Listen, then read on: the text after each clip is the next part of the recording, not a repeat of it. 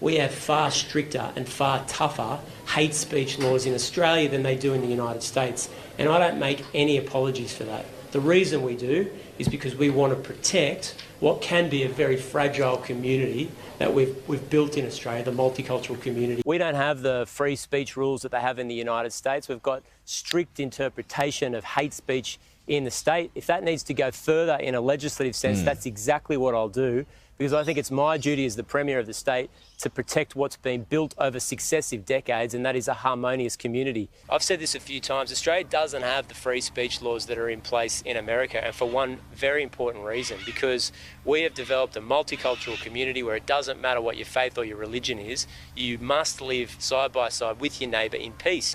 I mean, I've said this many times, but we don't have the same free speech laws that they have in the United States. I think the reason is because we live in a multicultural community. Fully said from the beginning that we don't have the same freedom of speech laws that they have in the United States. And the reason for that is that we want to hold together our multicultural community. We live in the best country in the world, but people come to Australia from all different races and religions, different countries, different cultures, because they want to live together in peace and harmony. You have to take steps to protect that. It can't just be a willy-nilly race to the bottom where civic society turns a blind eye and says, well, look, freedom of speech reigns here, people can say what they want. That's not the case in New South Wales. We don't have the same freedom of speech laws that they have in the United States, and the reason is because we love the country that we've got here, and we're going to take steps to protect what's been built up over decades.